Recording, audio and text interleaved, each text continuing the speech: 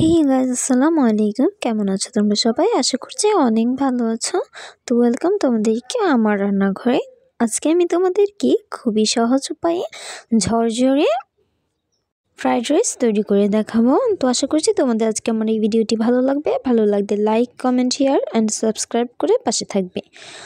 তো fried rice তৈরি করার জন্য প্রথমে এখানে আমি চুলায় একটি কড়াই বসিয়ে দিয়েছি, তাতে দিয়ে দিয়েছি অল্প পরিমাণের তেল। আমি তেলটা কমই দিয়েছি, নয়তো আবার তোমাদের তেলটা বেশি মনে হয়, সেই জন্য।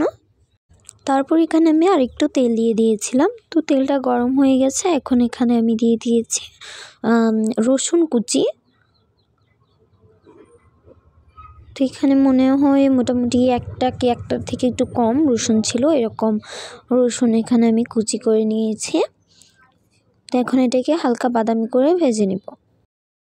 তো এটাকে এরকম করে নেড়ে চেড়ে ভালো করে ভেজে নিয়েছি। এখন এখানে আমি এরকম করে লম্বা লম্বা করে কুচি করা গাজর দিয়ে দিব।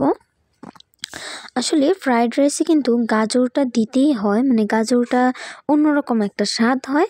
আর এখানে আমি তোমাদের শিম এরকম করে কেটে দিয়ে দিয়েছি। আর তোমরা চাইলে এখানে ক্যাপসিকামও ব্যবহার করতে পারো, 2 রকমের ক্যাপসিকাম, মটরশুঁটি, তারপর বরবটি, অনেক কিছুই আছে, তোমরা চাইলে ব্যবহার করতে পারো। আমি একদম অল্প উপকরণে দেখাচ্ছি তোমাদেরকে এটা তৈরি করে, যাতে খুব সহজেই তোমরা বাসায় এটা তৈরি করে নিতে পারো। এটাকে এরকম করে এখন ভালো করে ভেজে নিব। সাথে একটু লবণও দিয়ে দিব স্বাদ মতো, একটু 1/2 চা চামচের মতো। আর লবণটা দিলে একটু তাড়াতাড়ি সব কিছু মানে ভাজা বা সিদ্ধ বলো হয়ে যায়।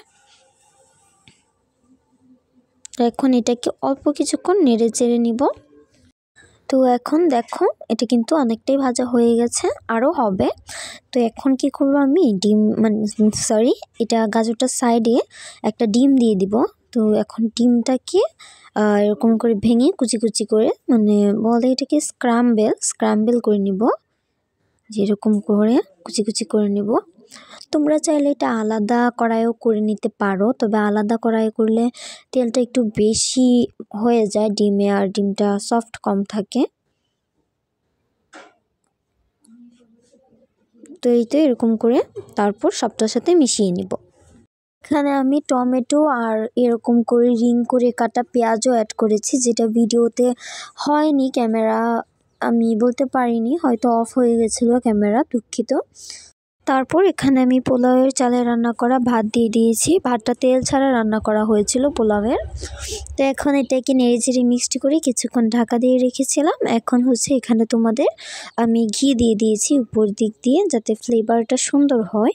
এই তো মাত্র 3 মিনিটে তৈরি হয়ে গেল মজাদার ফ্রাইড রাইস। তো গাইস, ধন্যবাদ তোমাদেরকে আজকে আমার এই পুরো ভিডিওটা না টেনে দেখার জন্য। তো গাইস, খোদা হাফেজ।